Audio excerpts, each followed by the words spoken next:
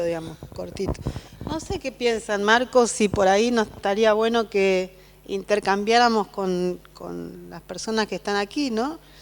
Un poco esto fue de alguna manera una suerte de introducción de lo que estamos hablando, por lo menos desde lo que hemos recuperado de las producciones anteriores y desde el lugar que cada uno de nosotros ocupa. Así que por ahí estaría bueno. Seguir conversando. Está. Sí. Ah, bueno, bárbaro. No, 2 horas era, ¿no? no sé, está abierta la opinión de todos, ¿no?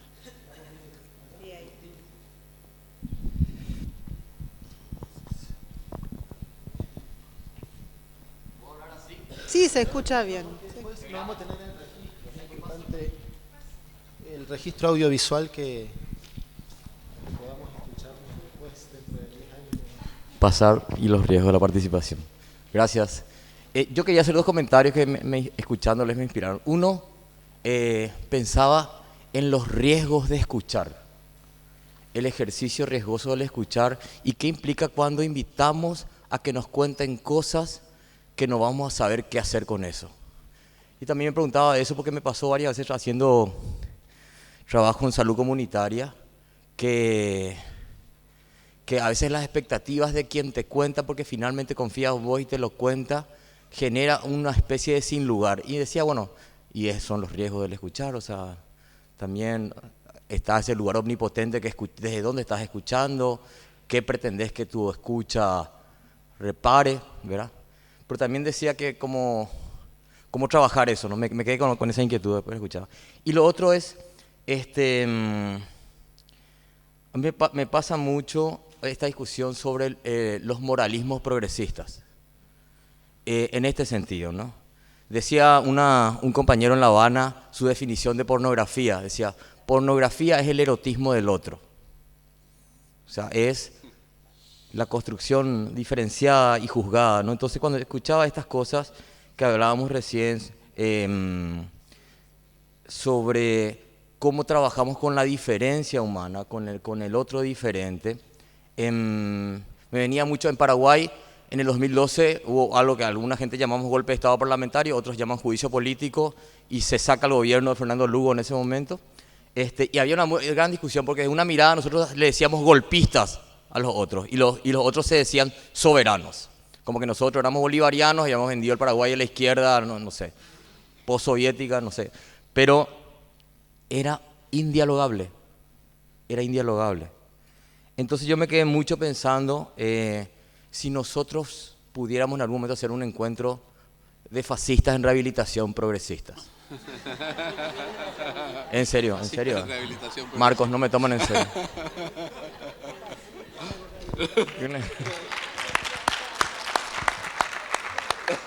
No, a ver si lo puedo desarrollar, porque pienso esto nomás, ¿no? Me parecía un desafío cómo trabajar nuestro fascismo interno, porque es muy fácil colocar el fascismo afuera. Ajeno. Entonces, esta construcción exteriorizante de las relaciones de poder desde un paraguas progre dificulta mucho el diálogo, ¿no? Un poco lo hablábamos con el timbalismo, con el compañero, ¿no? Esta cosa de que estamos subjetivados, construidos, parapetados en una superioridad moral. Y desde ahí decimos evangélicos, conservadores, fascistas, etcétera, ¿no? Entonces, ¿será que en algún momento podemos dar un paso de inclusión en lo a desmontar y pensarlo desde adentro y no desde afuera y arriba? Eso.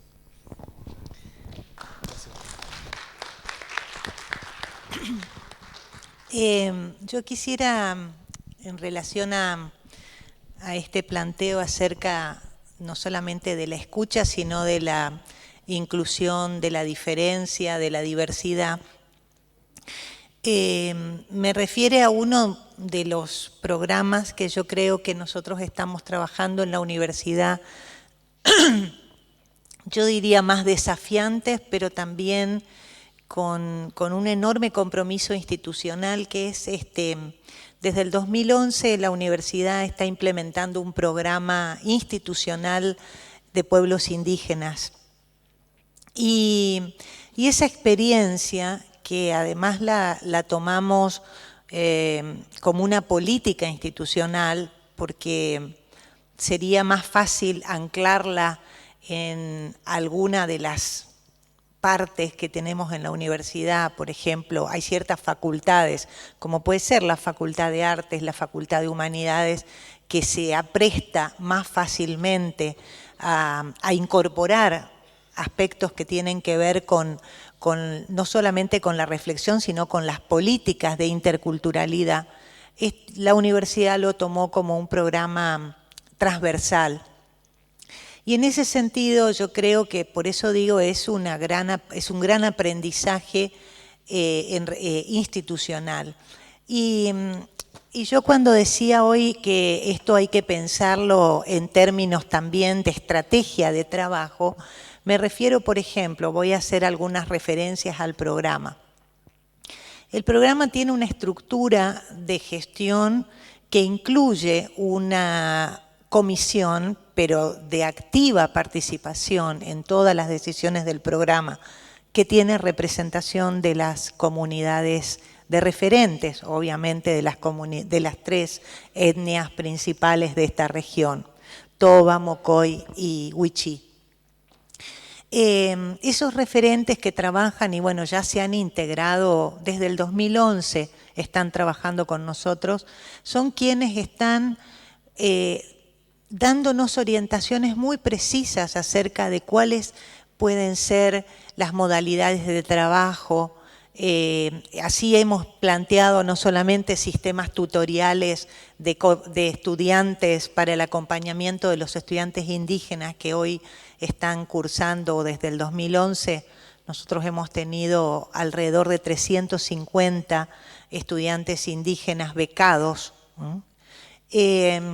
Pero quiero decir, ahora y a través de esa experiencia hemos incorporado tutores culturales para los estudiantes, que es una modalidad para nosotros inédita, que son miembros de las comunidades indígenas que están acompañando ese proceso de inmersión en una cultura que tanto para ellos como para nosotros aparece como lo diferente. Hemos estado también construyendo espacios de participación interna de esos jóvenes estudiantes en el ámbito de la universidad. Y estamos en un proceso que es lentísimo, lentísimo, de interculturalizar la universidad. ¿Qué significa? Trabajar sobre los contenidos que transmitimos. La semana pasada hubo un trabajo en la Facultad de Medicina con estudiantes de medicina y miembros de nuestro programa de pueblos indígenas, trabajando sobre lo que son las concepciones culturales en relación a la medicina, a la salud, al bienestar humano, etcétera, ¿no? Entonces, yo lo que digo es que en la medida en que nosotros podamos establecer también continuidades en esos procesos, es posible consolidarlos. Por otro lado, tiene que haber capacitación. Nosotros estamos haciendo actividades de formación, no solamente para los estudiantes que vienen a la universidad, sino para nuestros propios docentes, incorporando conocimientos acerca de cuestiones culturales, acerca de cuestiones lingüísticas, acerca de cuestiones históricas, acerca de cuestiones que hacen a los saberes indígenas. Eso ha sido parte y es parte de un diseño, de un programa que además ha empezado también a articular internamente a equipos que trabajan en investigación con comunidades indígenas, a equipos de interdisciplinarios, porque hay equipos de odontología, hay equipos de arquitectura, hay equipos de muchas áreas de humanidades, por supuesto, y de artes, por supuesto, pero quiero decir, hay un trabajo interno que yo creo que va dando cuenta de un crecimiento, no solamente en términos de una de las líneas que es la inclusión, la posibilidad de que los estudiantes indígenas accedan al derecho a la educación superior, sino a lo más complejo, que es interculturalizar y construir diálogos interculturales como una capacidad adquirida de los sujetos para interactuar con el otro diferente, ¿no? Me surge este ejemplo, pero bueno, hay otras políticas que estamos llevando adelante en términos también de garantizar derechos e igualdad.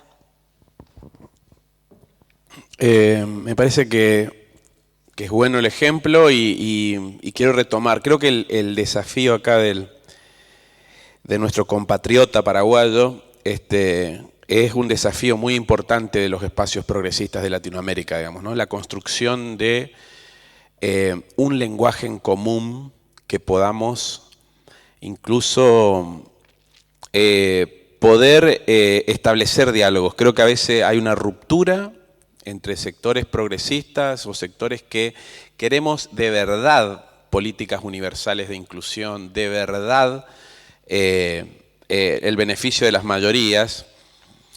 Para mí hay una obviedad en una disputa en el gobierno nacional y el resto de gobierno de ricos y el resto del pueblo, y sin embargo no, la gente común no lo ve así, digamos, ¿no? Y esto es un defecto nuestro, de quienes somos militantes políticos y funcionarios, de no poder establecer porque estoy seguro que con la mayoría de la gente estamos de acuerdo en la mayoría de los temas, digamos, y acá es una muestra clara de que coincidimos en la mayoría de las cosas, ¿no? Y sin embargo, después eso, en la disputa cotidiana de las políticas públicas, eso se distorsiona, no hay diálogo, no hay espacios de participación, y creo que es falta de conocimiento, precisamente. Que esto es una oportunidad de que nosotros le brindemos a la democracia herramientas y puntos de comunicación, puentes de comunicación. Cuando se hizo la Revolución Francesa, la mayoría era analfabeta, y eran todos rusonianos. ¿Cómo hicieron para leer a Rousseau? Los franceses, si no sabían leer. ¿Cómo fue ese proceso? ¿Qué pasó ahí? Dicen que esto sucedió a través de las nodrizas. Las nodrizas eran una práctica muy común, que las nodrizas le dieran la teta a los nenes, a los chicos de la burguesía, a los bebés de la burguesía, y ellas escuchaban las discusiones de los intelectuales acerca del pensamiento rusoniano. Fueron ellas las que le tradujeron al pueblo. Escuché decir allá tal cosa. Y nosotros a veces nos quedamos sin nodrizas. Se construye la discusión política como en un lugar cerrado, las políticas públicas en otro lugar cerrado, gobiernos y estados están como en islas, la universidad en otra isla, y realmente no construimos un discurso llano. Un discurso se intelectualiza mucho desde la izquierda, la discusión, que burguesías, que proletariados, que esto, que explotadores y explotados, y realmente no se construye un lenguaje para que la mayoría de la gente pueda entender de qué estamos hablando, ¿no? Y en esto yo me encontré con un funcionario alto que llegó a ministro en la provincia, decirme: el secreto de todo buen funcionario es tomar las decisiones uno y hacerle creer a los demás que participan. Esa fue la definición de él. Llegó a ministro y eso era la definición de un funcionario público. Y realmente es lo que decimos del como sí, digamos. Hay muchos que, digamos, sí, bueno, es correcto decir que todos participen, digamos, pero las decisiones las vamos a tomar nosotros, digamos, ¿no? Porque nosotros gobernamos, ganamos las elecciones y nosotros vamos a hacer lo que tenemos. Y lo mismo pasa en los ámbitos académicos, que yo gané las elecciones, soy el rector, soy el decano, y en esta universidad está pasando un proceso diferente, digamos, ¿no? Hay una decisión política de poner en cuestión la participación, de poner en cuestión cómo participa la gente, cómo se puede hacer un gobierno para el 100%. Y en eso es un gran desafío, porque decíamos hoy que está el otro que quiere matar, pero desde la izquierda progresista también a veces hay como decir: a esto hay que matarlos a todos, ¿no? Hay un fascismo de izquierda que también subyace, pero los organismos de derechos humanos han sido los que han dado muestra en estos años de democracia que tenemos, que no han tomado nunca revancha por mano propia, han dejado que la justicia actúe, aunque ha sido muy lenta. Por suerte, recientemente tuvimos otro fallo esta semana de la causa Caballero, donde la justicia, aunque lenta, sigue avanzando, y no se han tomado revancha por mano propia, no han utilizado el ojo por ojo, el diente por diente, han apelado al Estado de Derecho, a la discusión democrática. Pero es un proceso muy largo, eso sí, y coincido plenamente con el compañero, porque esto no está pasando solamente en Argentina, de que el espacio progresista no logra convencer a todos los sectores. Las corporaciones económicas son muy poderosas, en Brasil está pasando otro tanto, donde realmente las mayorías no gobiernan, las minorías que están vinculadas al poder económico y financiero mundial son las que ejercen los gobiernos en beneficio de muy pocas personas y las mayorías son las más perjudicadas. Pero bueno, esto es un gran desafío porque precisamente la imposición del pensamiento como el pensamiento único fue un defecto, incluso me hago cargo con el gobierno de 12 años que tuvimos nosotros, muchas veces se hablaba desde un púlpito, desde un lugar de superioridad, y creo que hay que allanar si somos todos ciudadanos, todos tenemos el mismo derecho, y encontrarnos en escenarios horizontales como estos escenarios de participación nos parecen una gran oportunidad como para construir experiencias y desentramarlas y apropiarnos para volver a ser el entramado. Que el gran desafío con el que tenemos que irnos de estas segundas jornadas es tener propuestas o capitalizar las experiencias y convertirlas en propuestas hacia el futuro, como proyectar a la tercera jornada del año que viene con una propuesta más de construcción colectiva, ¿no? Bueno, por ahí mi lugar es diferente.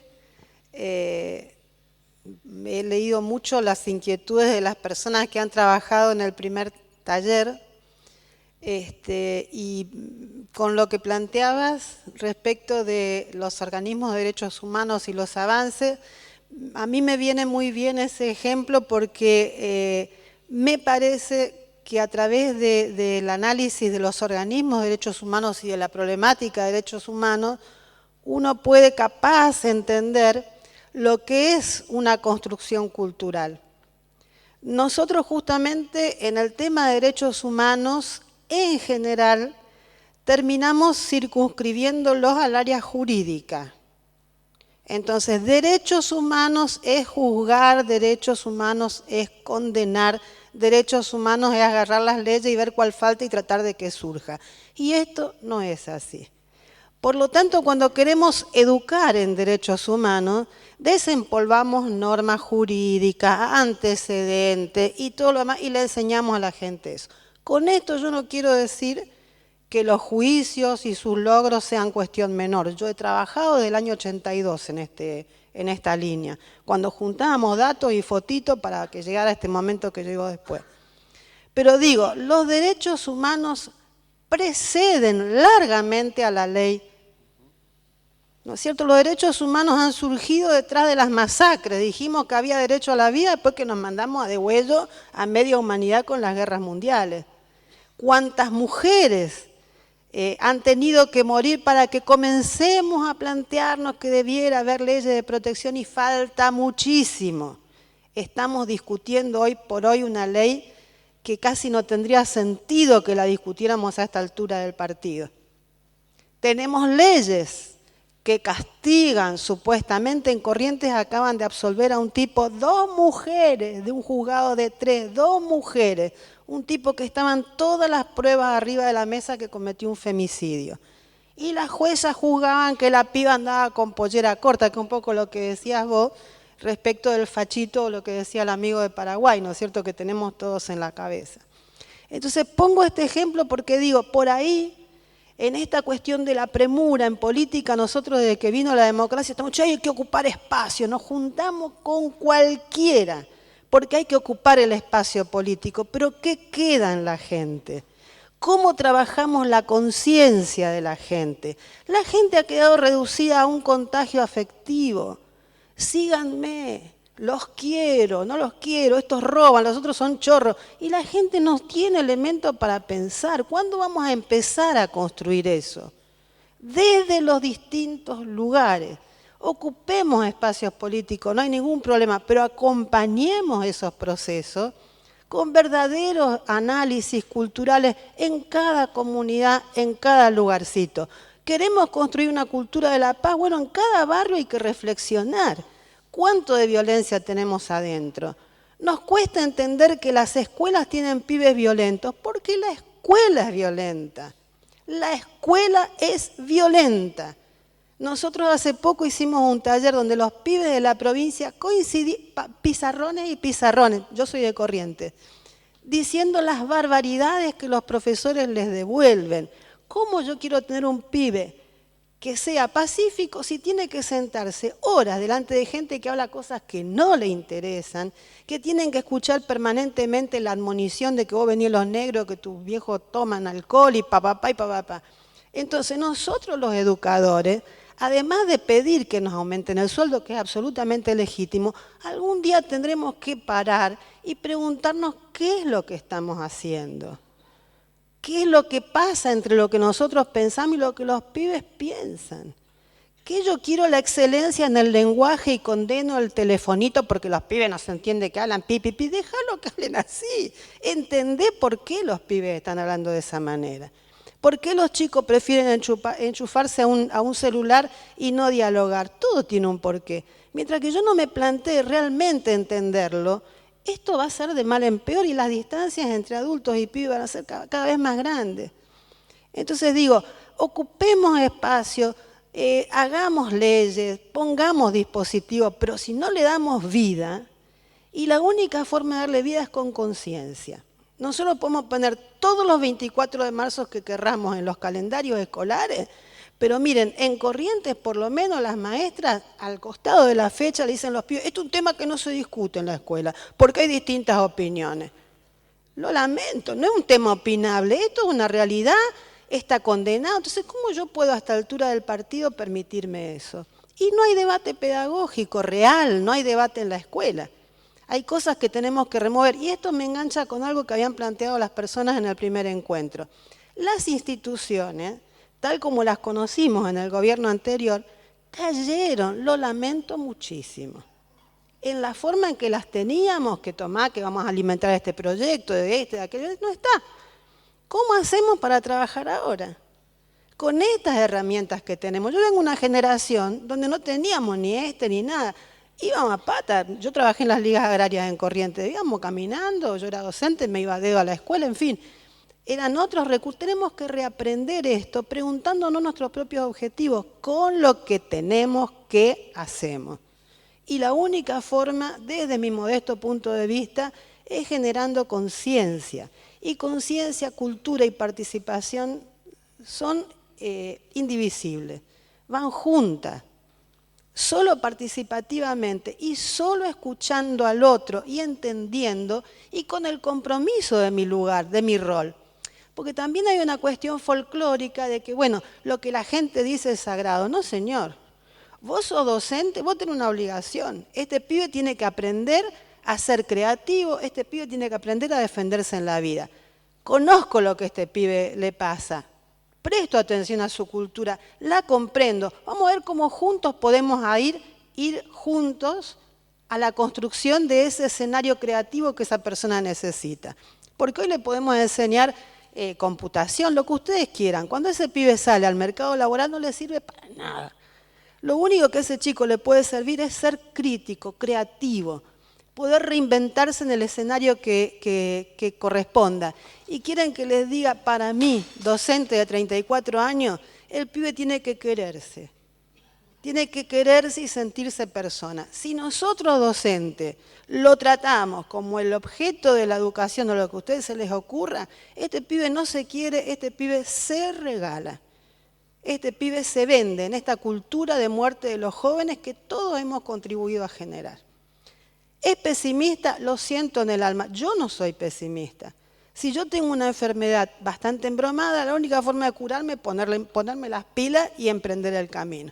¿No es cierto? Y no negarla. Yo creo que somos una sociedad profundamente enferma. Pongámonos las pilas para buscar el remedio. ¿Es posible? Claro que es posible. Hemos salido de peores. Estamos mal, sí, pero podemos seguir adelante, podemos salir. Eso es lo que yo creo. Bueno, me encantó, me parece que es un aporte muy importante para que nos siga acompañando en estos días. Tengo una discusión también con compañeros que piensan parecido con respecto a los proyectos educativos, ¿no? En esto que decía Elsa recién, que que está pasando en las escuelas, que en los del Chaco es similar. Hay un concepto que a mí me cautivó mucho del documental que hizo Michael Moore de la educación de Finlandia, ¿no? Entonces, cuando yo quiero plantear algo de Finlandia, ya me bloquean antes de escuchar, me dice, pero Finlandia es otra realidad, no vamos a poder hacer nunca lo que hace Finlandia. Ustedes viven de otra manera. A mí me gustó mucho la pregunta que le hizo a la ministra de Educación de Finlandia y le dijo, ¿cuál es el objetivo del sistema educativo de Finlandia para haber alcanzado esto? Que nuestros chicos sean felices. Eso fue toda la respuesta. Ese es el objetivo que tenemos como proyecto educativo. Y creo que nosotros hemos perdido ese costado humano, ¿no? Y a veces estamos como, que más conocimiento y que más cosas, que después tenemos tipos requete jodidos, que llegan al gobierno con todos los títulos y recorrieron todo el sistema educativo y llegaron allá y cuando son funcionarios son unos tipos extremadamente insensibles con la realidad, ¿no? Y creo que tiene que ver a veces hasta con una forma en que se debate, ¿no? Con enojos, hasta a veces con agravios. Y esta falta de construir una sociedad participativa y democrática que creo que desde las escuelas, si ya el profesor no te escucha y te impone la forma en que se dan las clases, no le deja al estudiante intercambiar la forma en que quiere recibir el conocimiento, y el conocimiento es bajado, digamos, como desde un púlpito, y las reglas son muy parecidas a... De hecho, la organización del Ministerio de Educación es similar a un regimiento, digamos, hay una jerarquía, escala jerárquica, el ministro, los subsecretarios, el director de gestión, las direcciones regionales, los supervisores, el director de la escuela, todo eso es, digamos, la línea jerárquica. Y para mover un soldadito que es un alumno, tiene que estar de acuerdo a toda esa línea infernal de maraña, de burocracia, de funcionarios. Y por lo tanto, el estudiante pasa a ser el último orejón del tarro y el padre y el que vive al lado de la escuela, ni les digo. Nosotros tenemos un concepto de comunidad educativa que no solamente son los papás, los alumnos, los docentes y los directivos, sino también el vecino de la escuela, el comerciante que le vende, el cura del barrio, el que está en el club, el que está en la biblioteca. Todo eso es parte de esa comunidad educativa. Si ellos no participan del proceso de enseñanza, de la cultura institucional de las escuelas, no vamos a cambiar. Y esto de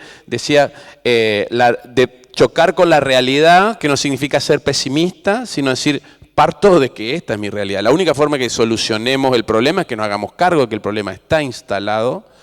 Y creo que eso que decía Elsa me parece muy importante, de reconocernos como sociedad. ¿Desde qué punto estamos partiendo hoy, ¿no? De que después de tantos años de democracia nos encontramos que parecemos que el proceso terminó hace 2 días. Digamos, pues no dialogamos entre nadie y todos tenemos la razón y sobre todo nosotros tenemos la razón. Siempre decían que para reconocer un escenario participativo, debo aceptar mínimamente que como remota posibilidad el otro tenga razón y yo te he equivocado, porque si no, ¿para qué me siento a hablar? Si el único que tiene la verdad y el que sabe soy yo, y le voy a tratar de convencer al otro, y es una disputa a ver quién convence a quién, y el diálogo, digamos, no tiene sentido. Y en la construcción de participación, lo decíamos también como conclusión de las anteriores jornadas, tiene un talón de Aquiles la participación, cuando se construyen escenarios en gobiernos, que tiene que haber decisión política del que tiene el poder. Por eso es tan complejo y por eso es tan necesario que las comunidades se organicen para la disputa de ese poder. Porque el poderoso no siempre está dispuesto a ceder. Esta decisión de rectora, de decano y demás, de abrir estos espacios, es una decisión política de ellos, que si ellos no la tuvieran, acá esta jornada no se estarían haciendo, y si el gobierno de la provincia del Chaco no quisiera hacer esta jornada, tampoco estarían ustedes sentados acá. Es el gran talón de Aquiles que tiene la construcción de escenarios de participación, es que depende de quienes tienen el poder que estos escenarios se generen. Y en el barrio pasa lo mismo, depende del presidente de la comisión vecinal que diga, bueno, yo voy a delegar mi poder de la comisión vecinal en el vecino, que está allá en la otra cuadra. Hay una decisión política de delegar. Por eso el proceso es tan complejo y por eso va a ser tan largo, porque es el principal talón de Aquiles que tienen los procesos participativos en esa construcción, ¿no? Vamos a hacer un cambio de micrófono. ¿Cómo no? Tenemos aquí a Hamilton de Medellín. Ahora sí podemos circular el... Vale, muchas gracias. Bueno, no podía dejar pasar esta oportunidad pues de agradecer la participación de ustedes y también de los organizadores de este evento, de su amable apoyo para traernos a nosotros acá y de cierta manera advertir que bueno, que uno como colombiano siempre busca la seguridad de la afuera para poder hablar, y por eso es tan difícil callarnos cuando estamos más allá de nuestras fronteras. Y todo esto que han dicho ustedes han sido como pues algo que le remueve a uno las entrañas, porque inmediatamente lo remite a la realidad colombiana, tan distante de la de ustedes, pero tan cercana también a través de las amistades y las complicidades que se van formando. Ustedes saben que nosotros vivimos un conflicto social, político y armado durante más de 60 años, y que acabamos de pasar un proceso no muy fácil de desmovilización de uno de los grupos insurgentes, las FARC, que supuestamente pondría al país en un escenario diferente en América Latina, ¿cierto? Y ha sido totalmente lo contrario. Estamos de cierta manera fracasando en el intento de construir la paz. Y cuando nosotros como víctimas, siempre hemos tenido un discurso desde la oficialidad donde dice que Colombia es la democracia más antigua y sólida de América Latina. Y con ese discurso muy desde la derecha nos han ido, digamos, como moldeando unas prácticas que nos dicen que no puede haber ninguna propuesta de sociedad diferente a la que ya está establecida. Entonces todo lo que se salga de ese modelo de democracia es insurgente, es terrorista, es comunista, es socialista, es ateo, y por lo tanto se debe eliminar de tajo, ¿cierto? Y entonces en ese discurso hemos estado durante más de 60 años, y ahora que se nos pinta un escenario diferente a través de un proceso de paz, pues se nos niega también la posibilidad, porque muchos damos como las únicas claves para la resistencia y la construcción de una nueva sociedad la participación, la cultura y la educación. Entonces, prácticamente se nos ríen en la cara cuando nos dicen que nosotros buscamos esas alternativas de solución para la construcción de una nueva sociedad. Esto no es más que decirles que este tipo de eventos y este tipo de compartir, de buscar complicidades, es casi un llamado desesperado a que ustedes nos ayuden a construir nuestra propia paz.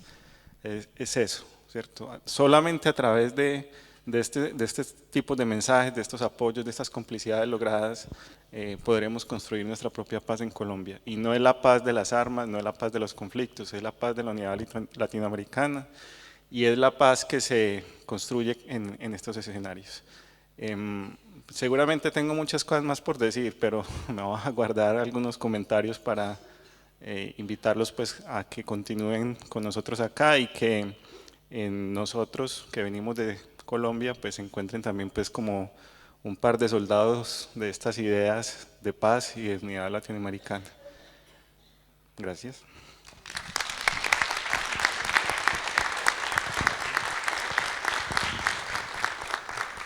Quiero retomar alguna cuestión que expresaba Hamilton recién, y tiene que ver con complicidades.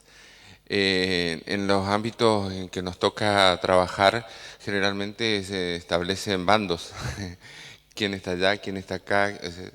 Mapear la situación de actores no nos permite muchas veces empezar a pensar en quiénes podrían ser nuestros cómplices para construir algo nuevo. Y ahí me parece que les pediría algún tipo de reflexión, cómo revertir esta situación y empezar a pensar en clave de complicidades respecto de estos cambios que nosotros queremos y que los otros también quieren. Y ahí me remito a lo que decía Agustín hace un rato, que tenía que ver con lo difícil que es empezar a escuchar, abrir la oreja, porque hay veces que se dice, hay veces que no se dicen, y escuchar los silencios y todo ese tipo de cosas también es algo para lo que no nos forman por ahí, desde el ámbito que me toca, que es la universidad, y retomando lo que decía Delfina, ese perfeccionamiento de la parte del docente es aprender. No sabemos, no nos forman para escuchar, nos forman para transmitir, y en realidad lo que tendríamos que aprender, y que es incipiente, es una semilla que está plantada en la universidad, es aprender a co-construir ese conocimiento en conjunto con nuestros cómplices, que deberían ser nuestros alumnos. Siempre pensamos en que hay un alumno que te va a reclamar, que te va a decir, y no pensamos en clave de complicidades con nuestros alumnos. Bueno, eso, un poco una reflexión abierta. Algunas cuestiones que me parece que son importantes de de plantear un poco por las reflexiones de mis compañeros aquí también, ¿no? Por una parte, hay ciertos obstáculos que debilitan la capacidad de organización y de participación social. Creo que algunos han sido mencionados también por Gary y por Elsa y también por Ronald. Los internismos, la cooptación, los sectarismos, el clientelismo, la prepotencia, la imposición de ideas, de visiones, de contenidos. Yo creo que esos son aspectos que nosotros tenemos que dilucidar muy claramente cuando trabajamos en grupos o instituciones o con diferentes sectores. Por otro lado también, yo creo que muchas veces lo que falta es institucionalizar esos procesos de participación.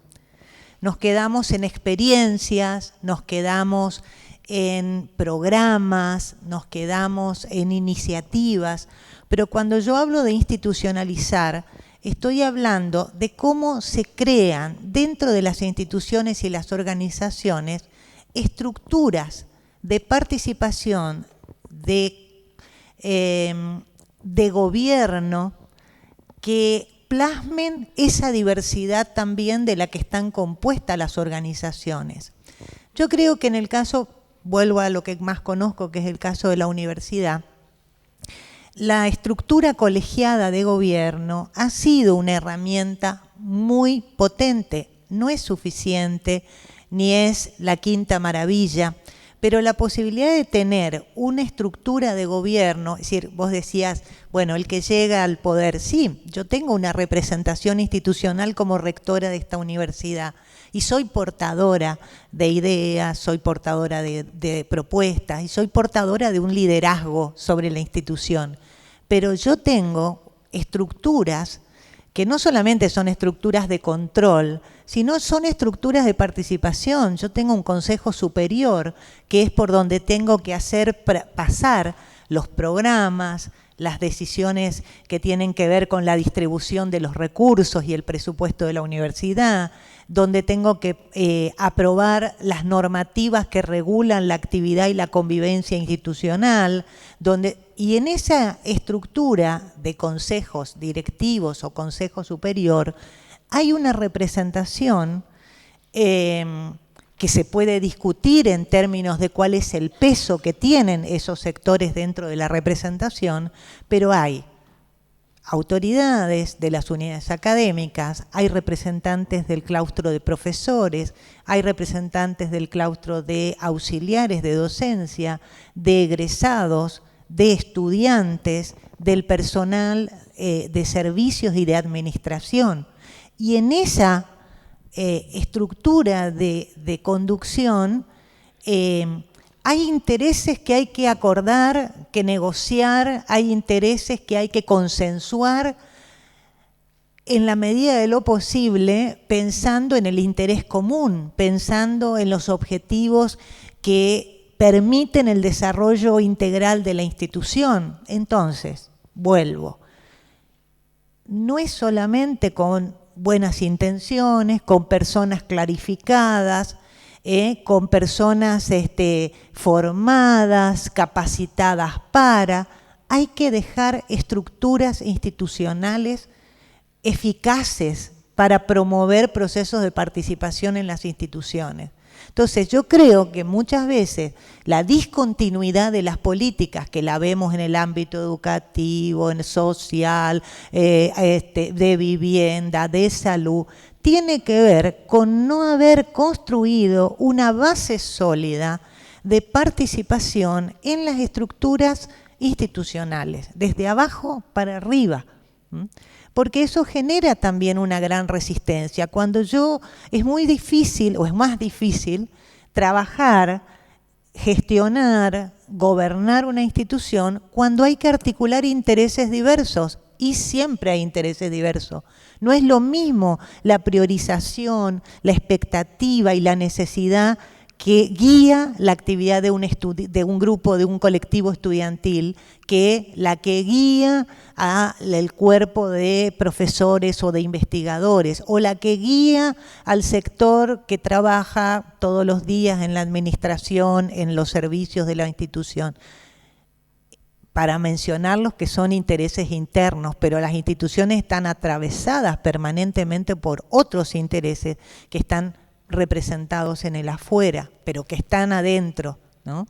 Entonces, yo digo, me parece que este es un punto que tenemos que trabajar más fuertemente, si no nos quedamos siempre en las buenas intenciones, ¿no?